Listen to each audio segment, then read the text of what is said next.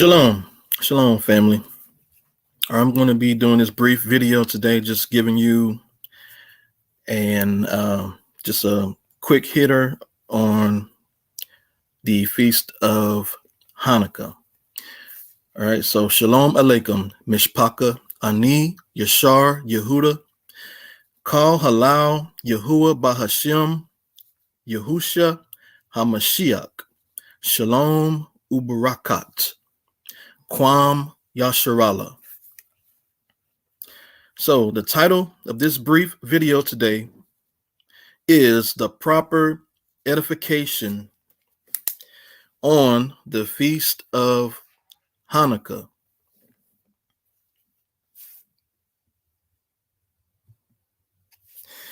So again, the title of this video today is the proper edification on the feast of Hanukkah. This Hanukkah feast, which in the Hebrew tongue means dedication. This feast is all about remembering how the Levite family of the Maccabees retook or recovered the temple in Jerusalem.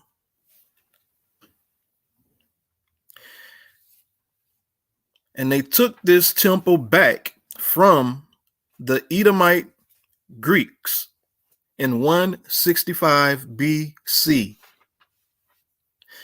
These Edomite Greeks had previously defiled our temple by the orders of their king, Antiochus IV.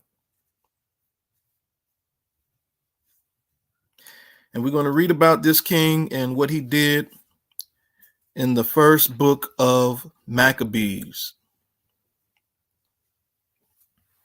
So let me just get you a picture of the king. So here's the picture of the king, the Edomite Greek king Antiochus IV. And we're going to be just about briefly reading about what he did to inspire the Israelites to rally together to overthrow or push him out of Jerusalem. So again, the Maccabees, they ended up retaking or recovering the temple in Jerusalem from the Edomite Greeks in 165 BC. And again, the Edomite Greeks had previously defiled our temple by the orders of their king, Antiochus IV, which is pictured here, who required that all of Israel must sacrifice pigs in Elohim's or God's temple. All right, so let me get you a pic of the animal sacrifice. So here's a picture of how these Greeks, they tried to, what they actually did, they forced pigs to be offered in our temple. You know, because they overpowered us, they took control of the temple in Jerusalem, and they began to try to change our laws, and they put idols in our temples. And they know how we disdained and hated the pig, so they did this as a direct affront and an assault, you know, to our creator, and as well as to our people who love the creator and his laws, by forcing us to have this pig sacrificed in the temple of the Most High Power, Yahuwah.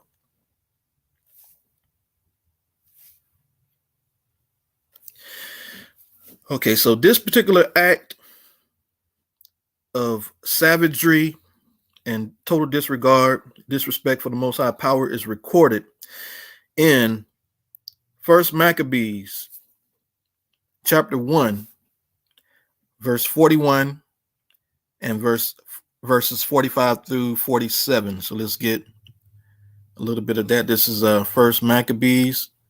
This is found in the Apocryphal book. All right, picking up at verse 41, and it says, moreover,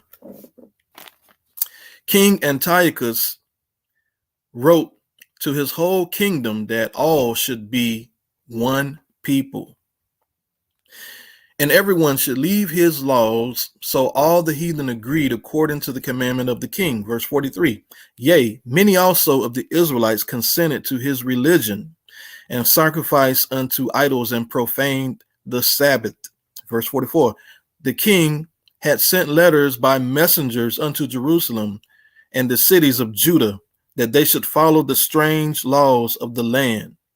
Verse 45, the king had forbid burnt offerings and sacrifice and drink offerings in the temple, and that they should profane the Sabbaths and festival days. So this was the order of the king, that he wanted the Israelites to stop offering burnt offerings and stop their sacrifices to the Most High and stop giving the Most High drink offerings.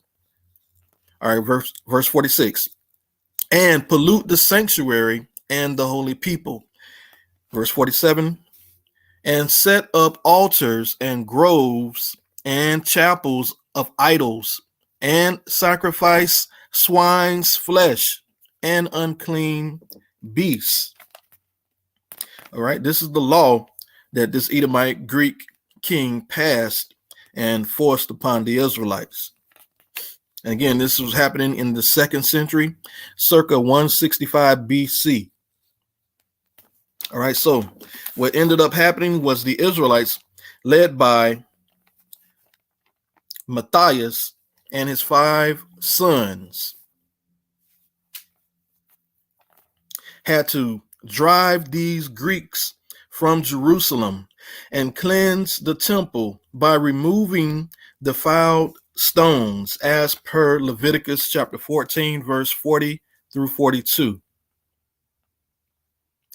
All right, so let's just get a brief reading from Leviticus. This is Leviticus chapter 14, verse 40 through 42, and it says, the priests shall command that they take away the stones in which the plague is, and they shall cast them into an unclean place outside the city. Picking up on verse 41, and he shall cause the house to be scraped within round about, and they shall pour out the dust that they scrape off without the city into an unclean place. Verse 42, and they shall take the other stones and put them in the place of those stones, and he shall take other mortar and shall plaster the house.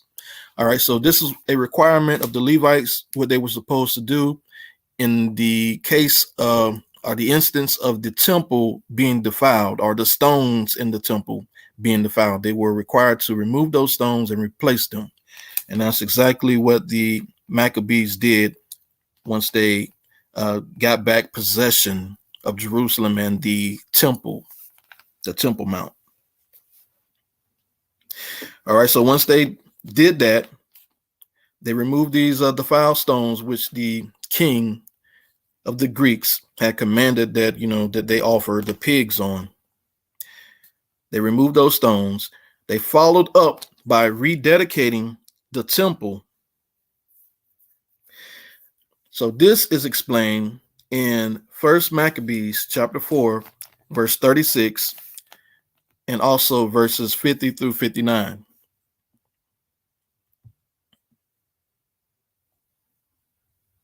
Let's see.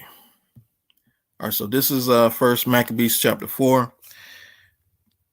Let's go down to verse 36.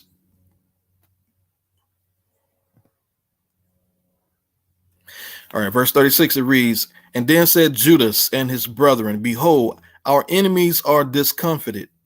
Let us go up to cleanse and dedicate the sanctuary or the temple. All right, go down to verse 50. Verse 50, and upon the altar they burned incense, and the lamps that were upon the candlestick they lighted, and that they might give light in the temple. 51, furthermore, they set the loaves upon the table and spread out the veils and finished all the works which they had begun to make. All right, so this is just going down all the way to 59, or the key verses 50 through 59. showing how the Israelites had cleansed the temple, and they set up the temple again to resume sacrifices and offerings to the Most High Power. All right, so the Maccabees offered burnt offerings of bread and animals, just like King Solomon did when he first dedicated the temple in 1 Kings chapter 8, verse 63. So let's get a look at that right quick. This is 1 Kings chapter 8, verse 63. And it said, Solomon offered a sacrifice of peace offering, which he offered unto Yahuwah. And it says how many animals that he did with this peace offering as well. So a peace offering, if you read in the book of Leviticus, chapter 7, it entails, what the ingredients of a peace offering is. So a peace offering, it can be the bread, unleavened bread, burnt offering, and it can be animal sacrifice as well. So we're not in a position today to do animal sacrifices. Plus, Yahusha took the place of the animal sacrifice. But we're not in a position if we wanted to do an animal sacrifice. But what we can do, we can offer a burnt bread offering, an unleavened bread burnt offering. And you can find that in the book of Leviticus chapter 7. Excuse me. Salafia. All right, so again, we see that Solomon offered a peace offering to the Most High in his dedicating the temple. And this process of Solomon dedicating the temple lasted for 7 days.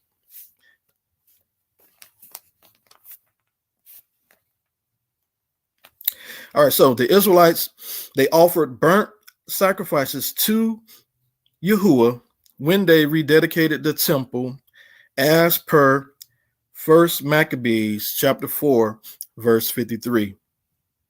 Let me see, did I touch on that one already? Yeah, I touched on. Well, let me get 53 again. Verse 53, this is our 1 Maccabees chapter 4, verse 53. And they offered sacrifice according to the law upon the altar of burnt offerings which they had made. So it's telling you how they reestablished the altar, they cleansed it, and they began to offer sacrifices, and they relit the menorah, the candles in the temple. All right, so this feast was held on the 25th of Caslu, and this word Caslu in the Hebrew, in the correct Hebrew, it is Tashii. Again, that's Tashii. And again, in the Hebrew tongue, Tashii means the 9th month. And this feast lasted for 8 days. This correlates to December the 8th. December the 8th through December the 16th of this year, 2022, using the solar Enoch calendar system. The people at that time had the temple menorah relit, so we rehearse the righteous acts as per Judges 5:11. Let me just get you pick up that verse. This is Judges 5:11, saying that there they rehearse the righteous acts of Yahuwah. All right, so we rehearse the righteous acts as per Judges 5:11.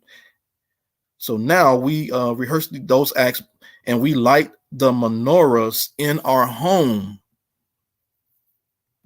or in our homes. We practice we rehearse the righteous acts by lighting these menorahs in our homes today. We also, again, as I spoke earlier, we also should offer the Most High Power Yahuwah a peace offering of burnt unleavened bread, just like Solomon and just like the Maccabees, the Israelites, did, to rehearse the righteous acts on this feast day. So here's a pic of the unleavened bread that you are required according to Leviticus chapter 7. Hold on one second. Let me get that verse for you.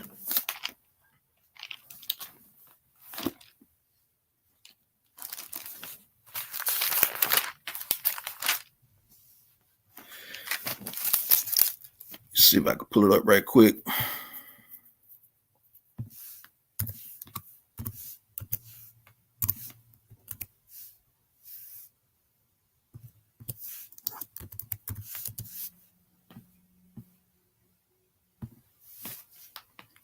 All right, so this is Leviticus or Wayikra.